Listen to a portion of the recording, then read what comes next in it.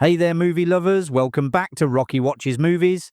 Today we're heading to a crime-ridden Detroit to revisit the gritty, groundbreaking 1987 sci-fi classic, RoboCop. This film is so much more than just explosive action and a cool suit. It's a razor-sharp satire that remains as relevant today as it was back then.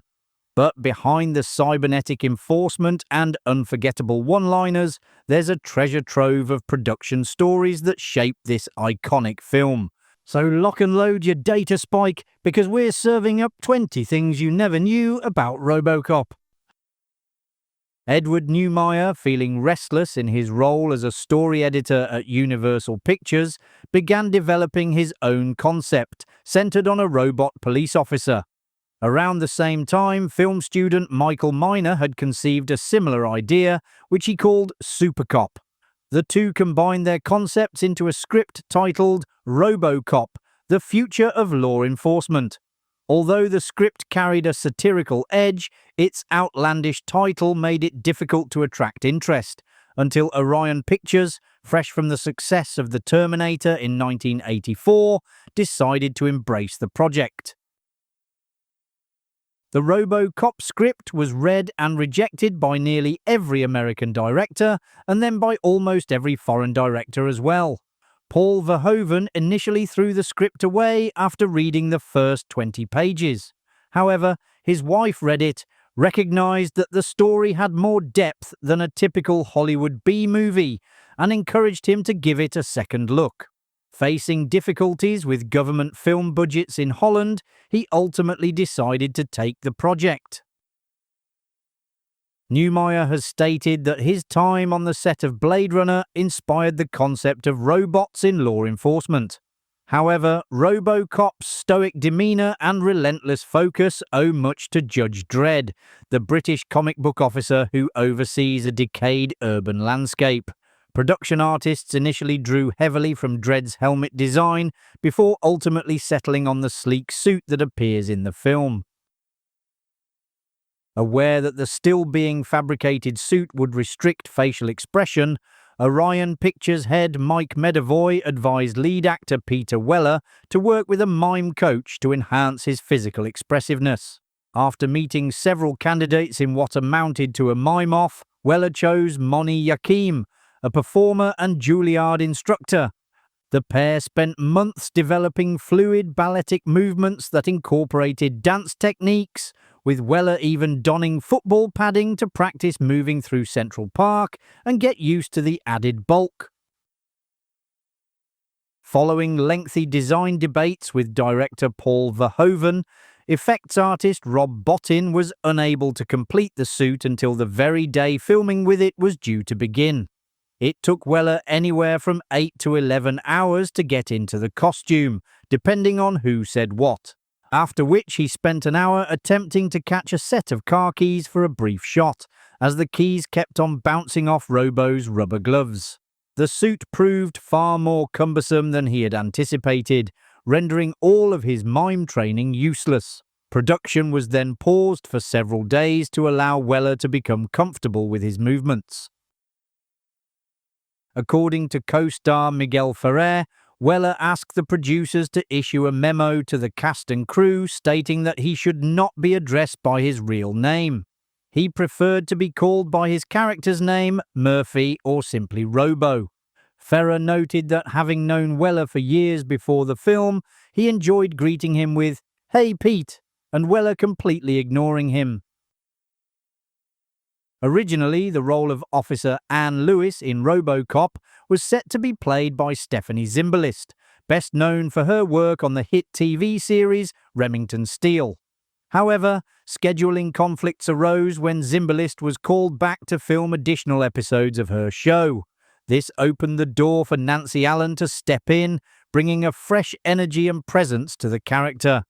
Allen's chemistry with Peter Weller's RoboCop helped to humanize the cyborg protagonist and added a crucial emotional dimension to the film's gritty, futuristic landscape. Apparently, Arnold Schwarzenegger was briefly considered for the role of RoboCop, but the filmmakers were reportedly concerned that he would be too bulky for the suit and might end up resembling the Michelin Man. In the scene of the assault on the woman, the original script did not call for the attacker's privates to be destroyed. In the script, the scene had RoboCop firing past the woman, striking the attacker in the cheek. It was only during filming that Paul Verhoeven decided RoboCop should fire between Donna Keegan's legs, hitting the attacker in the crotch instead. The hostage scene was inspired by a real-life incident from 1978, when former City Council member Dan White assassinated San Francisco Mayor George Moscone and Supervisor Harvey Milk for not giving him his job back as a member of the San Francisco Board of Supervisors. In the film, the hostage taker is seen eating chocolate bars as a nod to White's infamous Twinkie defense, which suggested his murderous actions were influenced by depression linked to a diet high in sugar and junk food. Amazingly, it worked. He only got sentenced for voluntary manslaughter and served just 5 years behind bars.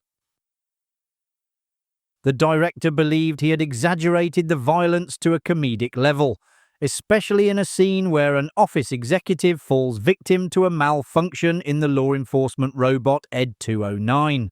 The robot essentially tears him apart with high-caliber gunfire, after which a bystander casually requests a medic. The MPAA, however, did not share his sense of humour and requested cuts to this scene, as well as the murder of Weller's character, Officer Murphy. In total, he submitted the film 8 times before it was finally granted an R rating. RoboCop did not wear pants while driving. Peter Weller could not fit into a vehicle while wearing the full suit. This is why he is only ever shown preparing to enter or halfway exiting his car.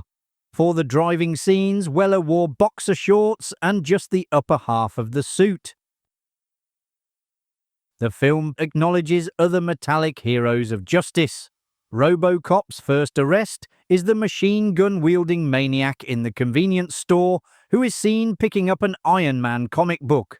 Verhoeven considered the comic an apt tribute, as both Iron Man and RoboCop wore metal suits in their quest for justice. If one looks closely at the comic book rack, another Robot comic book series ROM can be seen. The series follows a human soul trapped in a robot's body, traveling the universe to set things right. It also appears during Murphy's flashback to when his son was watching TJ Laser. A careful observer can spot ROM on the floor as the camera pans up. Although the film was set in Detroit, Michigan to reflect the city's industrial decline and the collapse of its automobile industry, little of the shooting actually took place there. RoboCop opens with a nighttime aerial shot of Detroit, which is the only time the city is actually shown in the film. Producer John Davison explained that the opening scene was a stock shot, the only one used in the entire movie. He reported that the filmmakers had scouted Detroit as a potential filming location, given that the story is set there, but felt that the city's architecture did not suit their vision. Instead, production was primarily based in Dallas, where summer temperatures frequently exceeded 100 degrees. Much of Weller's time between takes was devoted to rehydrating or having cool air hoses inserted into the suit. To make her appear more cop-like, director Paul Verhoeven wanted Nancy Allen, who played Lewis, to cut her shoulder-length curly hair. Nancy reportedly had to have it trimmed several times before it was short enough to meet Verhoeven's vision, as he aimed to desexualize the character. In addition to contending with a very limited field of vision and practically stewing in his own sweat, Weller also struggled to hear while in the suit. For a shootout scene with drug dealers, he decided to set the mood by wearing headphones connected to a Walkman and playing Peter Gabriel's Red Rain. Weller later described the experience as wildly psychotically enjoyable. Kurtwood Smith and Ray Wise had been positioned so close to a building explosion that the production compensated both actors for stunt work, amounting to roughly $400 each for the scene. However, the actors felt the payment did not justify the risk to their lives, as neither had anticipated the explosion would be so large, and Smith's coat even caught fire. Director Paul Verhoeven made a cameo appearance in the club scene where RoboCop goes to arrest Leon Nash, appearing immediately after Nash attempts to kick RoboCop in the groin. Kurtwood Smith's wife also had a minor role in the film, playing Dick Jones's secretary in the scene where Clarence comes to speak with Dick. For the theatrical trailer, Orion used music from their 1984 film The Terminator, another movie centered on a cyborg, played by Arnold Schwarzenegger. Over time, RoboCop's role as a social satirist gave way to a simpler, more one-dimensional depiction as a glossy action hero in sequels, animated series, and television adaptations. His lowest point arguably came in 1990, when an actor in the costume appeared from backstage to assist professional wrestler Sting at a World Championship Wrestling pay-per-view event, which I can't show for copyright reasons. Although he may not have a stomach, RoboCop's appetite for chicken proved unstoppable. In the 1980s, he appeared in an advert for a Korean frozen food company, frightening a housewife before absconding with her entire refrigerator. In another commercial for noodles, he was shown working out his non-existent abdominal muscles on a beach. And there you have it, folks. You now know a little bit more about RoboCop. If you enjoyed the video, which I presume you did as you got this far, hit that like button and subscribe so you don't miss any future videos coming to Rocky Watches Movies. Thanks for watching. I'll see you in the next one. Bye for now.